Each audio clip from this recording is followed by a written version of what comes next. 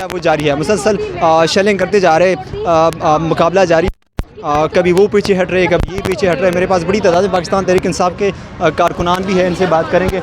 Madam मुझे ये बताएं, ये कश्मीर का सामान नज़र आ रहा है या क्या है, ये मकबूजा कश्मीर है? जी बिल्कुल मकबूजा कश्मीर है, आपको नज़र नहीं आ रहा। हम लोग कश्मीरी हैं और ये लोग इंडियंस हैं और ये लोग चाहते हैं कि हमें आज़ादी ना मिले, जिसकी वजह से हम पे शेलिंग कर रहे हैं, हम पे केमिकल वाला पानी फेंक रहे हैं।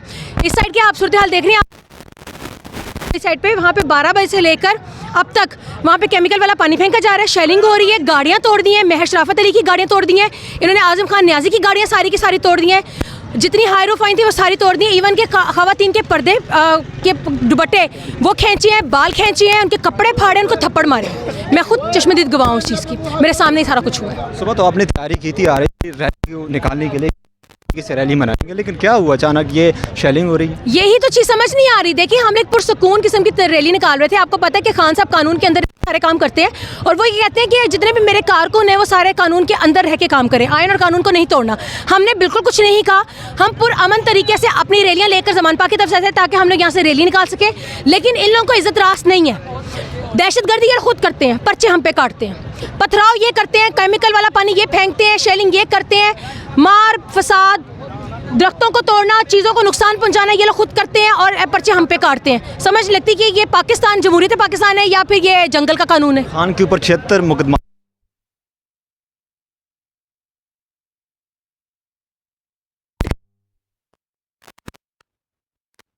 इस मुल्क में आप इस मुल्क के दुश्मन हैं तो आप इस मुल्क के अच्छे हैं, आप इस मुल्क के इक़्तिदार में बैठेंगे।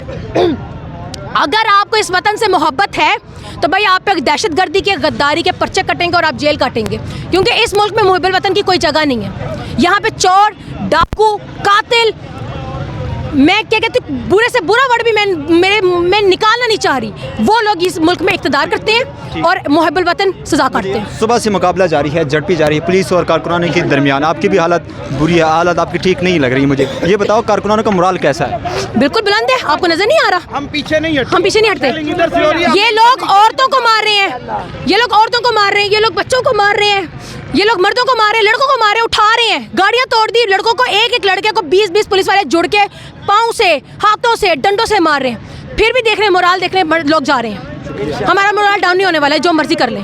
राना सनाउल्लाह ने आज़ादी है, हक हमारा आज़ादी, तेरा बाप भी देगा आज़ादी, साडा हक ऐथे रख, साडा हक ऐथे रख। ये ज़मान पार्क है ना, इसको कहते हैं ज़मान पार्क। यहाँ से 5 किलोमीटर पे एक और घर भी है जिसको जना खाना बोलते हैं, लोग उसको और बोलते हैं, हम उसको जना खाना बोलते हैं। ये अवाम यहाँ से हट के वहाँ पे भी जा सकती है, ये अवाम का समंदर है, ये तारा और सितारा की शैतानी है, ठीक है ना, ये और किसी की कोई मजाल नहीं है। ये जो कहते हैं हमने फलां फतह किया, फलां फतह किया, मुझे ये बताएं कौन सी जंग 1947 के बाद ये जीत के आए हैं?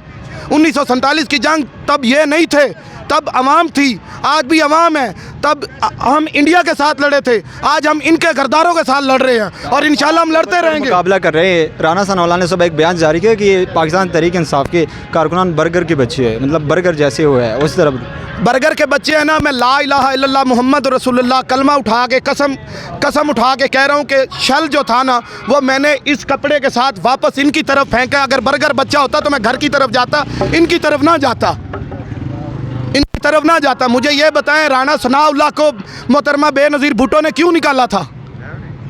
क्यों निकाला था? सिर्फ कि उसने इनके ऊपर बात की थी, मरियम नवाज़ के बात की थी।